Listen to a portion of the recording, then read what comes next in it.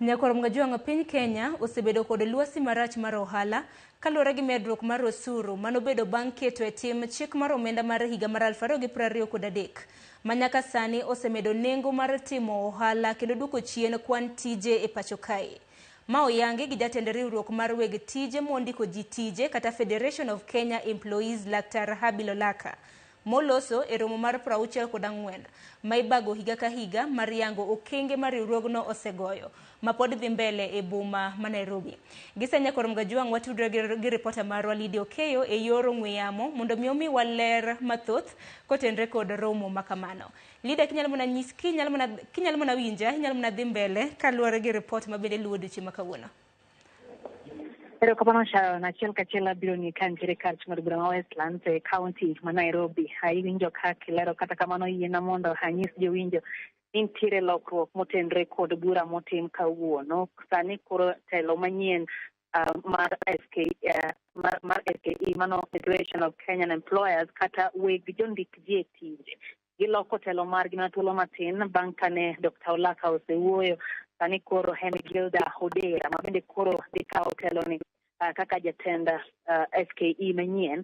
Parni ma en miyo mokwongo moseyiere e thuolo matelo makama nyaka ne chak riwruok makama higni 65 mokalo. En okang' maduong' ne jotelo mamine ka koro bende osingo tiyo makare kendo koro singo mondo mi oteg riwruogni kendo ne ni jondik ji e tije bedo kod lwasi makare. Chenro ma kamano ochakore okinyi kendo koro dhi mbele kasto giwende koro imed sum paro kotenre kod mago motenre kod timo ohala.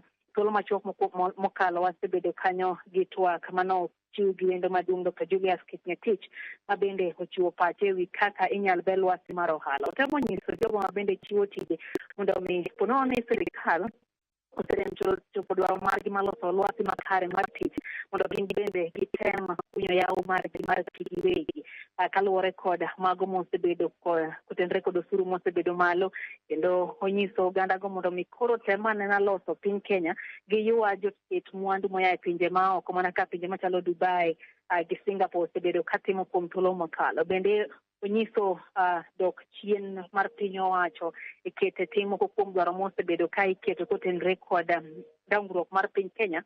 Anyato chiwo ranyisi kotenre gi ni higa ka higa oganda maromo 12 tiyo kod paw ndege mar JKA. Kata kamano ipor dimnegi mondo mi kik gidonje e pacho ka kik gidonje dukni kendo bende kik bed gi thuolo mar ng'iewo kata mwandu mantiere piny Kenya kaluwore ni migawo mar arita kata Ministry of Interior osebedo gi ng'ur ni nyalo bedo ni oganda gi moko nyalo bedo ni oting'o yedhe moko mamero ji. Kata kamano wacho ni chik makama koketi to ibiro neni bende oti gi chik makare mar tiyo mar tiyo kod jogo ma bende nyalo bedo gi paro morochore kopo ni oyaw Kenya ne pinje mamoko. Bende ojiwo oganda jo Kenya bende chiwo tije mondo mi oti kanyakla gi piny owacho kata obedo ni gigolo ywak kotenre kod osuru mimedo e pacho kae. Giwacho ni kuom higa achiel mokalo nyaka ne ket paro mar chik mar omenda mag 2023 timo tich mar loso mwandu e pacho ka osebedo gi pek mokalo kaluwore kod meto mar osuru manokel kod chik manyienno mar 2023.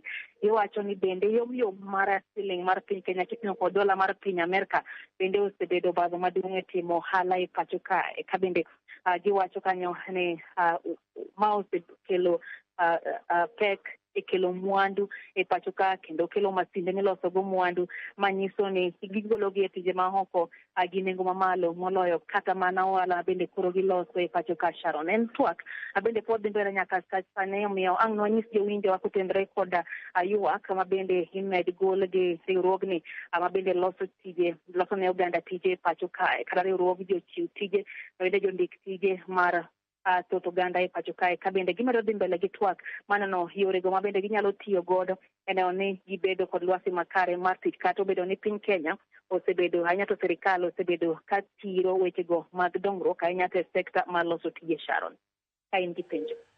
Erokamano ahinya Lydia Okeyo, wawinji e yo makare. Penjo taonge godo ang'eni wani los ne nyikwa Ramogi Gajwang' wach makamano. Report makamano